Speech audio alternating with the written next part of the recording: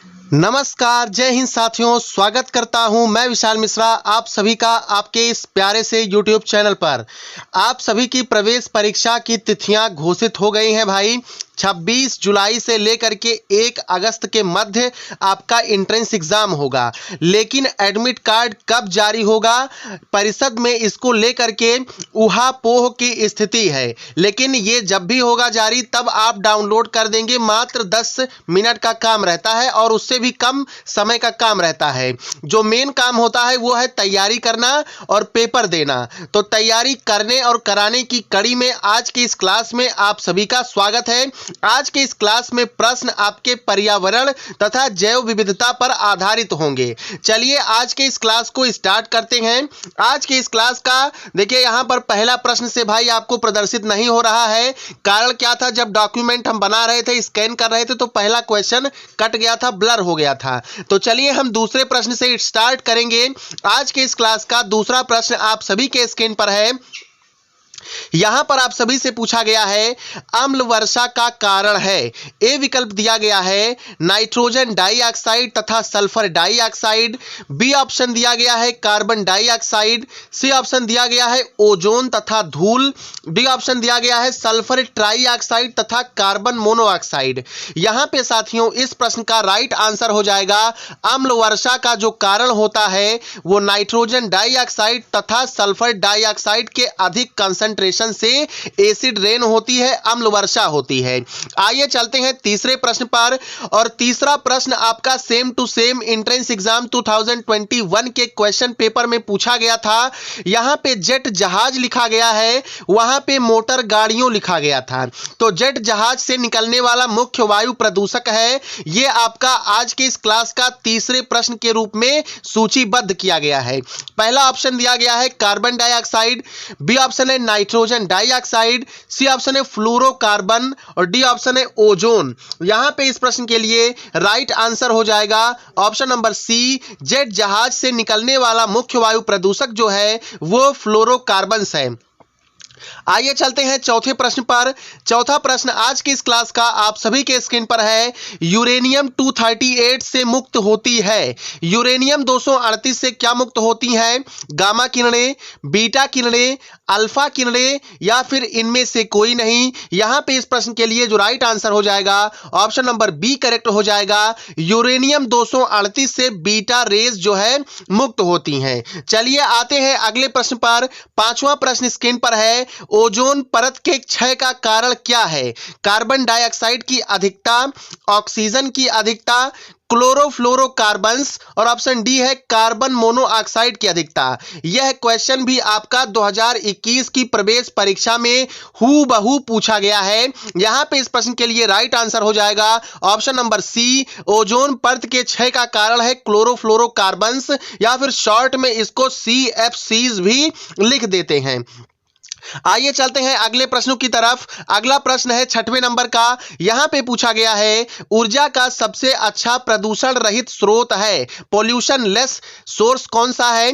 नाभिकीय ऊर्जा, सौर ऊर्जा, लकड़ी या फिर जीवाश्म ईंधन। तो आप सभी लोग बताएंगे कि सौर ऊर्जा जो है वो प्रदूषण रहित स्रोत है। ऑप्शन नंबर बी यहां पर इस प्रश्न के लिए राइट आंसर हो जाएगा। आइए चलते हैं 7वें प्रश्न पर। 7वां प्रश्न आप सभी के स्क्रीन पर है। भोपाल गैस त्रासदी किस विषाक्त गैस के कारण हुई थी? भोपाल गैस ट्रेजेडी जो है 2 और 3 दिसंबर की रात को मध्य प्रदेश की राजधानी भोपाल के एक संयंत्र के द्वारा एक गैस जो है रिलीज हो गई थी, मुक्त हो गई थी दुर्घटनावश, जिसका नाम था मेथिल आइसोसाइनेट। शॉर्ट फॉर्म में क्या कहते हैं? MIC गैस कहते हैं। तो MIC वो गैस थी जो लीक कर गई थी, जिसके कारण में हजारों की संख्या में जाने गई थी और बहुत सारे लोग क्या हो गए थे? घायल हो गए थे और उसका प्रकोप आज भी वहां पर देखने को मिलता है। तो यहां पे प्रश्न पूछा गया भोपाल गैस त्रासदी किस विषाक्त गैस के कारण हुई थी? तो यह पहला प्रश्न आपसे पूछा जा सकता है। तो सर आप बताएंगे कि MIC गैस या फिर मेथिल आइसोसाइनेट गैस थी। अब यहां पे आपसे दूसरा प्रश्न पूछा जा सकता है भोपाल गैस त्रासदी कहां घटित हुई थी? तो भोपाल में घटित हुई थी, जैसा कि नाम से ही स्पष्ट है। यहां पे आपसे तीसरा प्रश्न पूछा जा सकता सकता है। भोपाल गैस त्रासदी कब हुई थी? तो 1984 ईस्वी में हुई थी। कब हुई थी भाई? 1984 ईस्वी में हुई थी। तो ये आप फैक्ट जो है नोट कर लीजिएगा, यह भी क्वेश्चन आपसे पूछा जा सकता है। चलिए हम लोग आ गए हैं 8वें प्रश्न पर। 8वां प्रश्न स्क्रीन पर है, जल प्रदूषण का कारण है। अच्छा हाँ, 7वें प्रश्न में देख सकते हैं कोई भी विकल्प आपका सही नहीं लिखा गया है, तो आप लोग यहां पे ये जो एथिल आइसोसाइनेट लिखा गया, आइसोथायोसाइनेट लिखा है, या फिर ऑप्शन डी जो दिया गया है मेथिल आइसोसाइनाइड, तो साइनाइड को क्या कर लेंगे, साइनेट में कन्वर्ट कर लीजिए। यहां पे बुक में जो है मिसप्रिंट कर दिया गया है, ठीक है। चलिए 8वां प्रश्न है, जल प्रदूषण का कारण है, वाटर पोल्यूशन का क्या कारण है? प्लवक की वृद्धि, प्लैंक्टन्स की वृद्धि, या फिर औद्योगिक बहिस्त्राव, या फिर ऑप्शन सी है वर्षा, या फिर ऑप्शन डी है पादप एवं जंतु के अपशिष्ट। यहां पे इस प्रश्न के लिए ऑप्शन बी करेक्ट हो जाएगा। औद्योगिक बहिस्त्राव जो है इसी के कारण जल प्रदूषण होता है। देखिए कानपुर में ले लीजिए, लेदर फैक्ट्रीज तमाम काम करती हैं, तो उनसे जो वेस्ट निकलता है वो नालों के द्वारा सीधे सीधे नदियों में छोड़ दिया जाता है, जिसके कारण नदियां क्या हो जाती हैं, प्रदूषित हो जाती हैं। तो औद्योगिक बहिस्त्राव जो है, ठीक है, वही जल प्रदूषण का मुख्य कारक है यहां पे चारों ऑप्शंस में से। चलिए आते हैं 9 नंबर के क्वेश्चन पे। 9वें नंबर का प्रश्न आप सभी के स्क्रीन पर है। यहां पे आपसे भाई पूछा गया है बायोमैग्निफिकेशन का अर्थ क्या है? ए ऑप्शन दिया गया है वातावरणीय कारकों का मनुष्य द्वारा विस्तारण, बी ऑप्शन दिया गया है खाद्य उपभोग के कारण जीवों की संख्या वृद्धि, सी ऑप्शन दिया गया है मानव जनसंख्या वृद्धि, या डी ऑप्शन दिया गया है खाद्य श्रृंखला के अंत में अजैव निम्नीकरणीय प्रदूषकों की सांद्रता में वृद्धि। यही आंसर आपका राइट हो जाएगा। बायोमैग्निफिकेशन का अर्थ है खाद्य श्रृंखला के अंत में अजैव निम्नीकरणीय प्रदूषकों की सांद्रता में वृद्धि होना। चलिए आते हैं अगले प्रश्न पर। 10वें नंबर का प्रश्न है और यहां पे आपसे 2 से 3 क्वेश्चन पूछे जा सकते हैं, तो नोट कर लीजिएगा। पहला क्वेश्चन तो आपके स्क्रीन पर प्रदर्शित है, लाइकेन शहरों में नहीं पाए जाते हैं, तो क्या कारण है? नमी की कमी के कारण, बिल्कुल गलत बात है। धूप की अधिकता के कारण, बिल्कुल गलत बात है। प्राकृतिक आवास के अभाव के कारण, बिल्कुल गलत बात है। यहां पे शहरों में लाइकेन के नहीं पाए जाने का एकमेव कारण है option number C, sulphur dioxide प्रदूषण। सल्फर डाइऑक्साइड प्रदूषण के कारण लाइकेन शहरों में नहीं पाए जाते हैं। दूसरा प्रश्न आपसे पूछेगा लाइकेन किनके मध्य का सहजीवी जीवन है? तो जो है फंगस और एल्गी के बीच का, शैवाल और कवक के बीच का ये सिम्बायोटिक रिलेशनशिप दर्शाता है लाइकेन, ठीक है। एल्गल कंपोनेंट पाया जाता है और फंगल कंपोनेंट पाया जाता है। तो ऑप्शन नंबर यहां पे प्रश्न के अनुसार सी करेक्ट हो जाएगा। लाइकेन शहरों में नहीं पाए जाते तो सल्फर डाइऑक्साइड प्रदूषण के कारण। यहीं पे आपसे क्वेश्चन पूछे कि वायु प्रदूषण के लिए संवेदनशील कौन होते हैं, जैसा कि 11 नंबर का क्वेश्चन पूछा भी गया है, तो लाइकेन्स जो है वायु प्रदूषण के लिए संवेदनशील होते हैं। ऑप्शन नंबर यहां पर आप सभी का बी करेक्ट हो जाएगा। अगला प्रश्न स्क्रीन पर है, महत्वपूर्ण प्रश्न है, पर्यावरण दिवस मनाया जाता है, एनवायरनमेंट डे सेलिब्रेट किया जाता है, तो ना तो ये 5 अप्रैल को, ना ही ये 5 मई को, और ना ही ये 5 जुलाई को विश्व पर्यावरण दिवस, या क्वेश्चन पूछे वर्ल्ड एनवायरनमेंट डे, या क्वेश्चन पूछे पर्यावरण दिवस कब मनाया जाता है, तो 5 जून को प्रतिवर्ष विश्व पर्यावरण दिवस, वर्ल्ड एनवायरनमेंट डे सेलिब्रेट किया जाता है। चलिए आते हैं अगले प्रश्न पर। अगला प्रश्न है 13 नंबर का, प्रमुख ग्रीन हाउस गैस है, मेन ग्रीन हाउस गैस इनमें से कौन सा है? CH4 methane. तो मीथेन की बात करें तो इसको मार्श गैस भी कहते हैं, आप लोग नोट कर लीजिएगा। बी ऑप्शन है कार्बन डाइऑक्साइड, सी ऑप्शन है CFCs क्लोरोफ्लोरोकार्बन्स, और डी ऑप्शन है NO, ठीक है। चलिए तो प्रमुख ग्रीन हाउस गैसों की जब बात करते हैं तो प्रश्न संख्या 13 के लिए राइट आंसर जो है आप सभी को कहां बताना है? कमेंट सेक्शन में बताना है भाई। तो यहां पे इस प्रश्न के लिए राइट आंसर जो होगा ऑप्शन बी CO2 आपका करेक्ट आंसर हो जाएगा, ठीक है। चलिए हम आंसर बता ही दिए हैं। चलिए आते हैं अगले प्रश्न पर। 14 नंबर का प्रश्न, ओजोन के निम्नीकरण के लिए उत्तरदायी है Cl परमाणु, क्लोरीन परमाणु, ऑक्सीजन परमाणु, NO या फिर सल्फर डाइऑक्साइड? तो इस प्रश्न के लिए राइट आंसर हो जाएगा ऑप्शन नंबर सी, क्लोरीन परमाणु ओजोन के निम्नीकरण के लिए उत्तरदायी है। आपको बता दें कि क्लोरीन परमाणु क्या करते हैं, मुक्त क्लोरीन के परमाणु ओजोन मॉलिक्यूल्स पर आक्रमण करके इसे तोड़ देते हैं, जिससे निम्नीकरण यहां पर घटित हो जाता है। तो ऑप्शन नंबर 14 नंबर का ए करेक्ट होगा। चलिए आते हैं 15 नंबर के प्रश्न पर। 15 नंबर का प्रश्न स्क्रीन पर है, निम्नलिखित में से कौन वायु प्रदूषण गैसें हैं एवं अम्ल वर्षा बनाती हैं? तो केवल और केवल सल्फर डाइऑक्साइड है जो अम्ल वर्षा बनाती है। भाई नाइट्रोजन डाइऑक्साइड भी है और अन्य गैसें भी हैं, लेकिन इन चारों विकल्पों में से केवल बी विकल्प आपका सही होगा। चलिए आएंगे अगले प्रश्न पर। 16 नंबर का प्रश्न स्क्रीन पर है, निम्नलिखित में से कौन सा प्राथमिक प्रदूषक है? तो सल्फर डाइऑक्साइड प्राथमिक प्रदूषक है, नाइट्रोजन डाइऑक्साइड आपका प्राथमिक प्रदूषक है, कार्बन मोनोऑक्साइड आपका प्राइमरी पॉल्यूटेंट है, प्राथमिक प्रदूषक है। अतः यहां पे डी लगा दीजिएगा, आप सभी का यही आंसर आपका राइट हो जाएगा। आएंगे अगले प्रश्न पर। अगला प्रश्न है 17 नंबर का, यदि किसी जलकाय, जिसको अंग्रेजी में वाटर बॉडी कह देते हैं, तो वाटर बॉडी के रूप में आप लोग नदी ले लीजिए, तालाब ले लीजिए, पोखरा ले लीजिए, आए तो में लगातार प्रदूषक पदार्थ गिरेंगे तो उसका क्या होगा? बीओडी बढ़ जाएगा, बीओडी घट जाएगा, जंतु मर जाएंगे परंतु पौधे जीवित रहेंगे, या फिर सभी पौधे मृत हो जाएंगे। तो वाटर बॉडीज में पॉल्यूशन को जो नापने का एक पैमाना होता है उसको बीओडी कहते हैं। अब बीओडी क्या है? तो ये बायोलॉजिकल ऑक्सीजन डिमांड है। तो बायोलॉजिकल ऑक्सीजन डिमांड बढ़ जाता है जब किसी वाटर बॉडी में क्या होता है, पॉल्यूशन बढ़ जाता है, पॉल्यूटेंट्स अधिक से अधिक मात्रा में गिरने लगते हैं। तो यहां पे इस प्रश्न के मुताबिक ऑप्शन ए करेक्ट हो जाएगा। यदि किसी जलकाय वाटर बॉडी में लगातार कंटिन्यूअस बिना रुके टुके प्रदूषक पदार्थ गिरेंगे तो उसका बीओडी क्या होगा? बढ़ जाएगा एकाएक करके। तो ऑप्शन नंबर यहां पे प्रश्न संख्या 17 के लिए क्या राइट हो जाएगा? BOD increased, BOD will increase ऐसे भी कह सकते हैं। चलिए आएंगे अगले प्रश्न पर। 18 नंबर का प्रश्न स्क्रीन पर है, यदि वातावरण में कार्बन डाइऑक्साइड की सांद्रता लगातार बढ़ती है तो इसका वातावरण में क्या प्रभाव होगा? यदि वातावरण में कार्बन डाइऑक्साइड की सांद्रता लगातार बढ़ती है तो इसका वातावरण में क्या प्रभाव होगा? साथियों ग्रीन हाउस इफेक्ट देखने को मिलेगा। ग्रीन हाउस प्रभाव की यह एक महत्वपूर्ण जो है गैस है कार्बन डाइऑक्साइड। ठीक है, तो यदि वातावरण में एटमॉस्फेयर में कार्बन डाइऑक्साइड का कंसंट्रेशन लगातार इंक्रीज होता रहे तो इसका एटमॉस्फेयर पे क्या होगा? ग्रीन हाउस इफेक्ट जो है देखने को मिलेगा। ऑप्शन यहां पर बी करेक्ट हो जाएगा। चलिए आते हैं अगले प्रश्न पर। जो है ताजमहल लिखा गया है, तो ताजमहल पर किसके प्रभाव से खतरा बना हुआ है? क्या आतंकी लगे हुए हैं या फिर सेल्फी लेने वालों से खतरा बना हुआ है? चलिए खैर भाई 4 ऑप्शन दिए गए हैं आपके स्क्रीन पर। पहला ऑप्शन है क्लोरीन, बी ऑप्शन है सल्फर डाइऑक्साइड, सी ऑप्शन है ऑक्सीजन और डी ऑप्शन है हाइड्रोजन।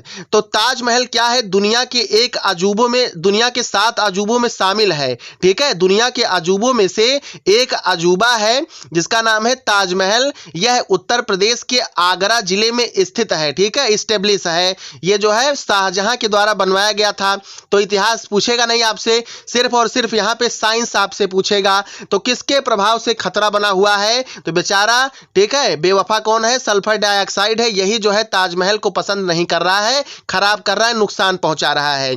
ठीक है, वर्ष 2019 में हम लोग गए थे देखने ताजमहल, तो वहां पे छोटा सा टुकड़ा खराब हो गया था, उसको बाद में कहीं से भी लाए रिप्लेस किए, लेकिन फिर वो जो ओरिजिनल ताजमहल का पत्थर था वो उससे मैच नहीं खा रहा था। 9-10 का फर्क वहां था ही। ठीक है, तो नेचुरली बचाना है तो वहां पे जो फैक्ट्रियां हैं उनके लिए गाइडलाइंस जारी करनी पड़ेंगी। ठीक है, तो वो सब सरकार का काम है। हमें सिर्फ जान लेना है कि ताजमहल पर किसके प्रभाव से खतरा बना हुआ है।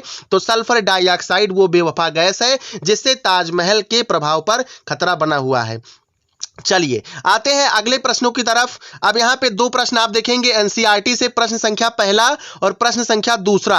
पहला प्रश्न है, अजैव अपघटनीय पदार्थों का निर्माण कौन करता है? ठीक है, तो प्रकृति करती है, संसाधनों का अत्यधिक दोहन करता है, मनुष्य करता है या फिर प्राकृतिक आपदाएं करती हैं? तो अजैव अपघटनीय पदार्थों का निर्माण करने वाला आदमी होता है, मनुष्य होता है। ऑप्शन यहां पर सी करेक्ट हो जाएगा। अगला प्रश्न, दूसरा प्रश्न एनसीईआरटी का केंद्रीय प्रदूषण नियंत्रण board, central pollution control board, central pollution control board के अनुसार वह कण बता दीजिए जो मनुष्य के स्वास्थ्य को सर्वाधिक हानि पहुंचा सकते हैं, किस व्यास के होते हैं, किस डायमीटर के होते हैं। तो 2.5 माइक्रोमीटर के होते हैं, या 5.0 माइक्रोमीटर के होते हैं, या 10 माइक्रोमीटर के होते हैं, या 7.5 माइक्रोमीटर के होते हैं। यहां पे इस प्रश्न के लिए राइट आंसर ऑप्शन ए आपका होगा भाई। 2.5 माइक्रोमीटर व्यास वाले जो कण होते हैं वह सर्वाधिक नुकसान पहुंचा सकते हैं। किसके अनुसार? हमारे आपके अनुसार नहीं, केंद्रीय प्रदूषण नियंत्रण बोर्ड के अनुसार, सेंट्रल पोल्यूशन कंट्रोल बोर्ड के अनुसार यह बात कहा गया है। ऑप्शन यहां पर इस प्रश्न के लिए ए करेक्ट हो जाएगा। आइए चलते हैं अगले पड़ाव की तरफ। अगले पड़ाव में हम प्रश्न संख्या 1 से प्रारंभ करेंगे। तो प्रश्न संख्या 1 आप सभी के स्क्रीन पर है। उत्तरी भारत के मैदानों में बाढ़ की घटनाओं में वृद्धि का मुख्य कारण है। उत्तरी भारत के मैदानों में आप लोग बाढ़ की घटनाएं अधिकतर देखते हैं। उत्तर प्रदेश वगैरह, बिहार उहार में कोसी नदी जो बिहार का दुख माना जाता है, सौरव ऑफ बिहार, तो बाढ़ की घटनाएं देखने को मिलती हैं। तो जल ग्रहण क्षेत्रों में वन अपरोपण, डिफॉरेस्टेशन का बढ़ाना, ठीक है, या फिर वर्षा की घटनाओं में वृद्धि, बहुत ज्यादा बारिश हो जाती है तब बाढ़ आ जाता है, या खेतों के लिए अधिक क्षेत्र दे दिया जाता है इसलिए बाढ़ आ जाता है, या फिर उपर्युक्त सभी। तो इसका एकमेव जो कारण है वो ऑप्शन ए है, डिफॉरेस्टेशन का बढ़ाना।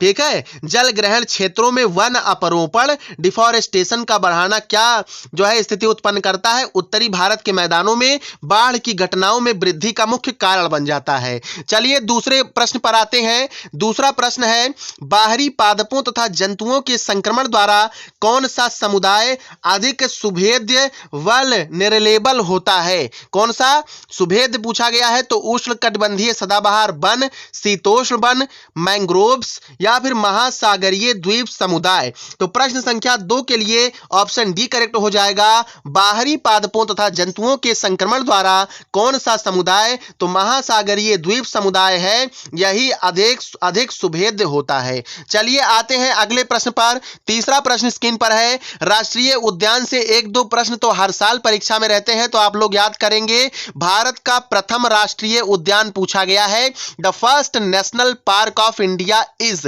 भारत का प्रथम राष्ट्रीय उद्यान है भाई कॉर्बेट राष्ट्रीय उद्यान है, काजीरंगा राष्ट्रीय उद्यान है, दुधवा राष्ट्रीय उद्यान है, और कान्हा राष्ट्रीय उद्यान है। ये सारे के सारे राष्ट्रीय उद्यान अपने देश भारत में स्थित हैं और अलग-अलग राज्यों में स्थित हैं। तो कौन सा राष्ट्रीय उद्यान किस राज्य में स्थित है और वो किसके लिए फेमस है, आपको ये भी याद करना पड़ेगा। तब जब इतना याद कर लेंगे तो क्वेश्चन आपका बाहर नहीं जाएगा, खास के diploma in pharmacy entrance exam में। तो भारत का प्रथम राष्ट्रीय उद्यान की हम जब भी बात करते हैं सर, तो कॉर्बेट राष्ट्रीय उद्यान का नाम आता है, जो कि उत्तराखंड में स्थित है और 1936 ईस्वी में इसे बनाया गया था जिम कॉर्बेट नाम के एक व्यक्ति के ऊपर। ठीक है, चलिए आते हैं अगले प्रश्न पर। भाई नामकरण किया गया था, है ना। चलिए चौथा प्रश्न स्क्रीन पर है। संरक्षण के अंतर्गत नवीन उपागम, उपागम को अंग्रेजी में अप्रोच कहते हैं, तो नया अप्रोच कौन सा है? रिजर्व वन है, अभयारण्य है, बायोस्फीयर रिजर्व है, राष्ट्रीय उद्यान, या फिर नेशनल पार्क है? तो संरक्षण के अंतर्गत नवीन उपागम की बात करें, अप्रोच की बात करें, न्यू अप्रोच की बात करें, तो बायोस्फीयर रिजर्व यहां पर आप सभी का राइट आंसर हो जाएगा। चलिए आते हैं अगले प्रश्नों की तरफ। अगला प्रश्न है 5वें नंबर का। विशाल अमेजन वनों का दूसरा नाम है, क्या कहते हैं विशाल अमेजन वनों को? पृथ्वी का फेफड़ा कह देते हैं, राष्ट्रीय उद्यान कह देते हैं, संकटमयी प्रजातियों का आवास कह देते हैं, या इनमें से कोई नहीं कहते हैं? तो विशाल अमेजन वनों का जो दूसरा नाम है भाई वो पृथ्वी का फेफड़ा है, अर्थ लंग्स है ना। ऑप्शन नंबर ए यहां पर इस प्रश्न के लिए राइट आंसर हो जाएगा। अगला प्रश्न स्क्रीन पर है 6वें नंबर का। राइनोसिरोस से संबंधित राष्ट्रीय उद्यान है। अभी मैंने आपको ऊपर बताया कि कौन सा राष्ट्रीय उद्यान है, कहां स्थित है, भारत में कितने राष्ट्रीय उद्यान है, भारत का पहला राष्ट्रीय उद्यान कौन सा है, और हाल ही में कौन सा राष्ट्रीय उद्यान बनाया गया, और अनेक प्रश्न आपको इस पर मिलते हैं। तो यहां पे देखिए राइनोसिरोस पूछा गया है, तो एक सींग वाला गैंडे के रूप में कौन सा राष्ट्रीय उद्यान है? काजीरंगा राष्ट्रीय उद्यान है। काजीरंगा राष्ट्रीय उद्यान कहां स्थित भाई? असम में स्थित है। ऑप्शन नंबर यहां पर क्या हो जाएगा? राइट हो जाएगा ए काजीरंगा। अब आपसे क्वेश्चन एक और पूछ सकता है कि हाल ही में जो है 8 चीते लाए गए थे। कहां से? नामीबिया से लाए गए थे, नामीबिया कंट्री से लाए गए थे 8 चीते, जिसमें भाई जो 5 मादा थी और 3 नर थे। तो उन चीतों को कौन से राष्ट्रीय उद्यान में छोड़ा गया था? तो कूनो नेशनल पार्क में छोड़ा गया था। अब सभी लोग कमेंट करके बताइएगा कि कूनो नेशनल पार्क कहां स्थित है? क्या यह मध्य प्रदेश में स्थित है? यस और नो, ये कमेंट करके बताइए भाई सभी लोग, यस और नो। चलिए, ये आपको SW के रूप में लिख लीजिएगा। तो राइनोसोरस से संबंधित राष्ट्रीय उद्यान कौन सा है? काजीरंगा नेशनल पार्क है, ठीक है। जबकि रणथंभौर राष्ट्रीय उद्यान कहां स्थित है? तो राजस्थान रॉयल से याद रखिएगा, आर से रणथंभौर और आर से क्या हो जाएगा? राष्ट्रीय उद्यान रणथंभौर और आर से राजस्थान। तो राजस्थान रॉयल्स के नाम से याद रखिएगा कि राजस्थान में रणथंभौर राष्ट्रीय उद्यान स्थित है। कॉर्बेट नेशनल पार्क कहां स्थित है? उत्तराखंड में है। कान्हा नेशनल पार्क कहां स्थित है? ये अभी आपको बताना, ठीक है, क्योंकि यहां पे 1-2 एग्जांपल आप पा जाएंगे, डिटेल में पढ़ना आपका काम है। चलिए, तो राइनोसिरोस का आप लोग नोट कर लीजिएगा, काजीरंगा नेशनल पार्क आपका राइट आंसर हो जाएगा। 7वें नंबर के प्रश्न पर आते हैं। भारत में बायोस्फीयर रिजर्व प्रोजेक्ट प्रारंभ किया गया था कब? बायोस्फीयर रिजर्व प्रोजेक्ट कब प्रारंभ किया? 1984, 85, 86 या फिर कब? 1989 में। यहां पे इस प्रश्न के लिए राइट आंसर होगा ऑप्शन नंबर सी, 1986 ईस्वी में भारत में एक प्रोजेक्ट स्टार्ट किया गया जिसका नाम था बायोस्फीयर रिजर्व। चलिए अगले प्रश्न पर आते हैं। अगला प्रश्न स्क्रीन पर है, 8 नंबर का प्रश्न देखिएगा। भारत में जीवमंडल आरक्षित क्षेत्रों की संख्या है। कितने जीवमंडल आरक्षित क्षेत्र है भारत में? 14, 15, 16, 17। क्या राइट आंसर होगा इस प्रश्न के लिए बताइएगा? ऑप्शन ए 14 जीवमंडल आरक्षित क्षेत्र है। इन चारों ऑप्शंस के अकॉर्डिंग ऑप्शन ए आपका करेक्ट आंसर हो जाएगा। 9वें नंबर का प्रश्न स्क्रीन पर, भारत में प्रोजेक्ट टाइगर के लिए कितने टाइगर रिजर्व हैं? प्रोजेक्ट टाइगर आपको पता है 1973 में स्टार्ट किया गया था। तो 10 टाइगर रिजर्व, 12 से 14 टाइगर रिजर्व, 14 से 16 टाइगर रिजर्व या फिर 16 से अधिक। ऑप्शन नंबर डी यहां पर इस प्रश्न के लिए राइट आंसर हो जाएगा। अगला प्रश्न स्क्रीन पर 10 नंबर का, राष्ट्रीय वन जीवन अधिनियम या फिर राष्ट्रीय वन्य जीवन अधिनियम वाइल्ड लाइफ प्रोटेक्शन एक्ट पारित हुआ था कब? 1972, 1974, 1976, 1978 में। तो प्रश्न संख्या 10 के लिए भी राइट आंसर आपका क्या होगा? ऑप्शन ए सन 1972 में राष्ट्रीय वन जीवन अधिनियम वाइल्ड लाइफ प्रोटेक्शन एक्ट जो है पारित हुआ था। चलिए बात करते हैं प्रश्न संख्या 11 की। प्रश्न संख्या 11 आप सभी से यह जानना चाहता है कि क्या आप जानते हैं भारत में राष्ट्रीय उद्यानों की संख्या कितनी है? तो 4 विकल्प स्क्रीन पर है और इनमें से कोई भी ऑप्शन आपका करेक्ट नहीं है। भारत में लगभग 106 राष्ट्रीय उद्यान है। आप लोग नोट कर लीजिएगा। ऑप्शन नंबर यहां पे आप डी में रख लीजिए, सी में रख लीजिए, बी में रख लीजिए या ए में रख लीजिए कभी भी। लेकिन ये जबकि बुक है तब भाई 90 थे, ऑप्शन डी तब करेक्ट था, लेकिन अब लगभग 106 आपका हो चुका है। चलिए आते हैं अगले प्रश्न पर। 12 नंबर का प्रश्न आपसे पूछना चाहता है, निम्नलिखित में से किसकी विलुप्ति की संभावना अधिक है? किसकी विलुप्ति की संभावना अधिक है? तो हिमालयी भालू व कस्तूरी मृग की विलुप्ति की संभावना सबसे ज्यादा है। ऑप्शन ए यहां पर इस प्रश्न के लिए राइट आंसर हो जाएगा। 13 नंबर का प्रश्न है, देखिए मैंने ऊपर आपको बताया था कि कौन सा राष्ट्रीय उद्यान किस राज्य में स्थित है, ठीक है, या जिला भी आपसे पूछ सकता है और किस लिए फेमस है यह भी पूछा जा सकता है। तो प्रश्न संख्या 13, दुधवा राष्ट्रीय उद्यान, दुधवा नेशनल पार्क कहां स्थित है? असम में स्थित नहीं है, क्योंकि आप जानते हैं कि असम में काजीरंगा राष्ट्रीय उद्यान आप पढ़ चुके हैं, राजस्थान में रणथंभौर राष्ट्रीय उद्यान पढ़ चुके हैं, ठीक है, नंदन कानन नेशनल पार्क आप लोग जानते हैं। तो इस प्रश्न के लिए ऑप्शन सी हो जाएगा, उत्तर प्रदेश में स्थित है क्या? दुधवा राष्ट्रीय उद्यान। और जब आपसे ऐसे पूछे प्रश्न कि दुधवा राष्ट्रीय उद्यान उत्तर प्रदेश के किस जिले में स्थित है, तो जब जिला तक आपसे पूछा जाए तो जिले का नाम बताना है, खीरी लखीमपुर, या ऑप्शन में लखीमपुर खीरी भी लिख करके दे सकता है, जहां पे आपका पॉलिटेक्निक का, डिप्लोमा इन फार्मेसी का लगभग 66 सीट्स आपके अवेलेबल हैं। डी फार्मा के लिए गवर्नमेंट सीट्स है ना। तो ऑप्शन सी इस प्रश्न के लिए राइट आंसर हो जाएगा। बाकी क्वेश्चन में ब्लॉक और तहसील स्तर तक क्वेश्चन नहीं पूछा जाएगा, ये आप निश्चिंत रहिए। चलिए आते हैं 14 नंबर के प्रश्न पर। 14 नंबर का प्रश्न पूछ लिया आपसे, उत्तराखंड में स्थित राष्ट्रीय उद्यान है, कौन सा नेशनल पार्क है जो कि उत्तराखंड में पाया जाता है? कॉर्बेट राष्ट्रीय उद्यान, सर ने अभी ऊपर बात की कि हाँ उत्तराखंड में स्थित है, बिल्कुल लगाइएगा।